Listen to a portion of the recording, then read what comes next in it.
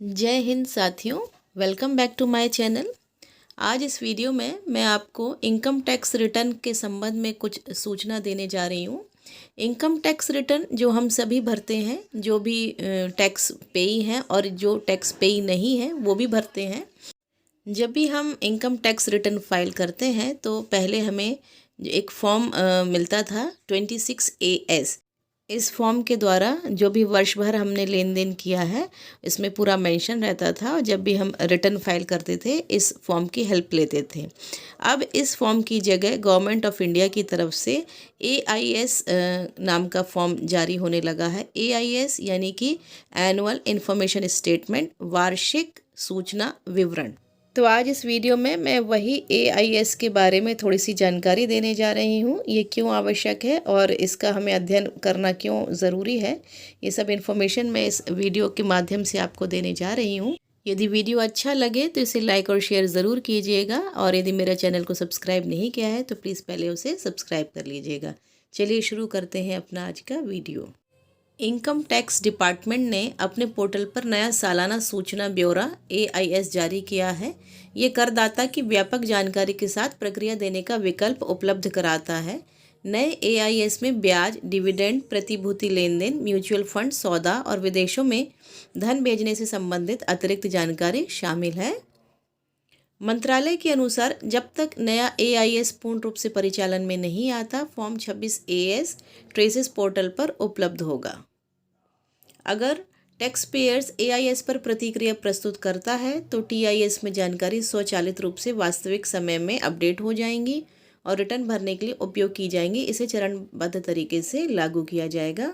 केंद्रीय प्रत्यक्ष कर बोर्ड यानी central board for direct tax ने कहा, टैक्स पेयर्स से अनुरोध है कि वे वार्षिक सूचना ब्यौरा AIS में दिखाई गई जानकारी को देखें और अगर जानकारी में संशोधन की ज़रूरत है तो प्रक्रिया दें। अगर ITR पहले ही दाखिल किया जा चुका है और कुछ जानकारी ITR में शामिल नहीं की गई है तो सही जानकारी को दर्शाने के लिए रिटर्न को संशोधित किया जा सकता है, जैसा कि TIS में दिखाया गया है। अगर TDS, TCS जानकारी या ट्रेसेस पोर्टल पर फॉर्म 26AS में प्रदर्शित किए गए टैक्स के विवरण और TDS, TCS जानकारी या अनुपालन पोर्टल पर AIS में प्रदर्शित टैक्स भुगतान से संबंधित जानकारी के बीच अंतर है तो टैक्स पेयर्स ITR दाखिल करने और अन्य कर अनुपालन उद्देश्यों के लिए ट्रेसेस पोर्टल पर प्रदर्शित जानकारी पर भरोसा करते हैं। अब ये देखते हैं कि AIS में कौन से विवरण शामिल होंगे। AIS में आयकर दाता को बैंकों से मिलने वाले ब्याज, म्यूचुअल फंड और शेयर बाजार में किए गए निवेश, उससे होने वाली कमाई या अन्य किसी जगह से मिलने वाले लाभांश की जानकारी होगी। आयकर दाता AIS को डाउनलोड कर सकता है। आयकर विभाग ने इनकम टैक्स रिटर्न भरने से पहले AIS को देखने की सलाह दी है ताकि ITR भरने में आपको सहूलियत हो। यह सेवा ITR पोर्टल पर अभी हाल ही में शुरू की गई है। अगर आयकर दाता को लगता है कि विवरण में कोई कमी है या किसी और का विवरण है या फिर इसमें बदलाव की ज़रूरत है तो वह ऑनलाइन या ऑफलाइन दोनों तरीके से इस बारे में फीडबैक दे सकता है।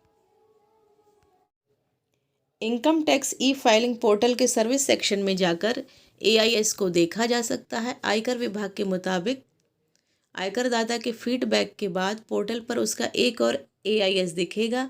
अगर आयकर दाता ने अपने AIS में बदलाव की गुजारिश की है और किसी कारणवश बदलाव नहीं हो सका तो वह आयकर विभाग से संपर्क कर सकता है। फॉर्म 26AS अलग रहेगा।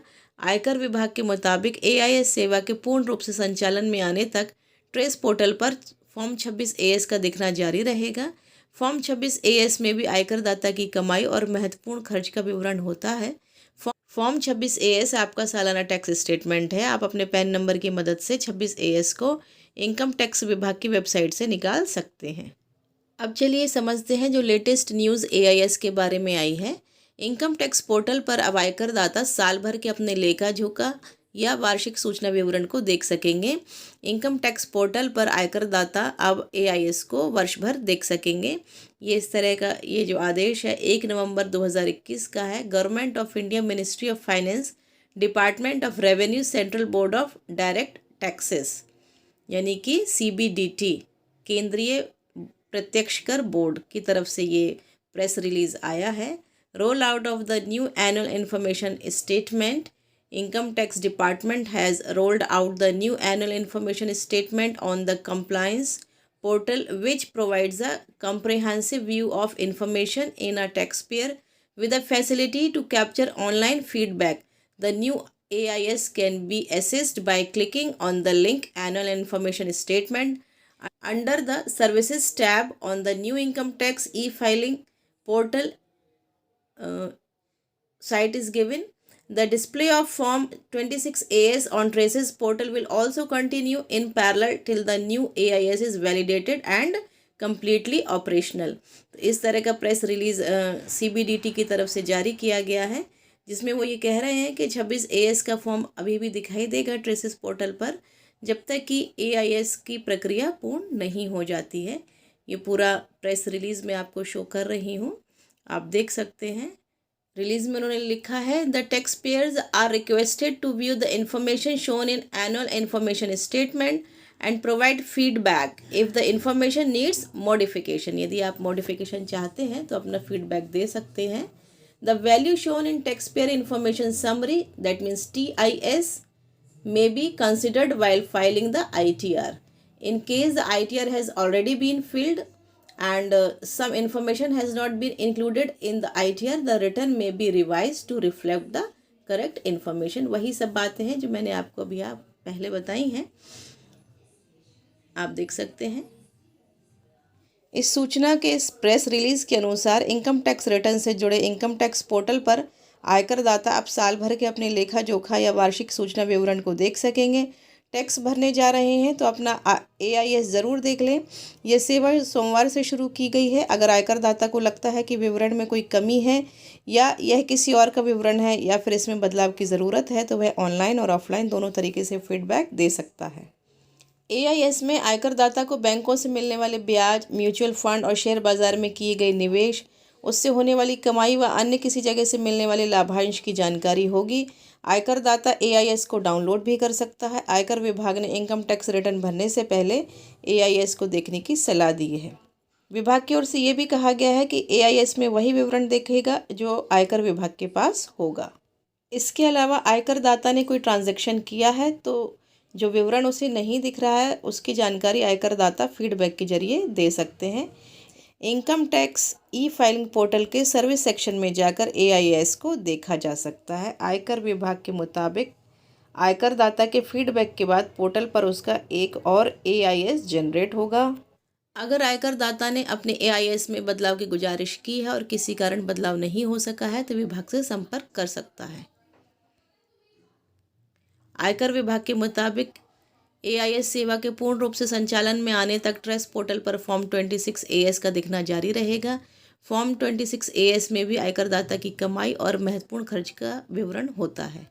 अभी तक 1 लाख करोड़ से ज़्यादा का रिफंड जारी किया जा चुका है। इनकम टैक्स डिपार्टमेंट ने चालू वित्त वर्ष में अब तक 1 लाख करोड़ से ज़्यादा रिफंड जारी किया है।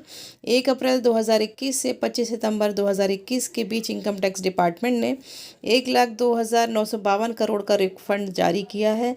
यह रिफंड 77.92 लाख टैक्स पेयर्स को जारी किया गया है। कुल रिफंड में इंडिविजुअल को 27,965 करोड़ रुपये लौटाए गए हैं। 74,987 करोड़ का रिफंड कॉरपोरेट को किया गया है। कॉरपोरेट को 1,70,424 मामलों में रिफंड जारी किया गया है, जबकि 76,21,956 मामलों में इंडिविजुअल को रिफंड जारी किया गया है। इसमें असेसमेंट ईयर 2021-22 के लिए 6,657 करोड़ का रिफंड जारी किया गया, जो 46.09 लाख मामलों के लिए है। फिर मिलती हूँ नेक्स्ट वीडियो में, तब तक के लिए थैंक्स फॉर वॉचिंग।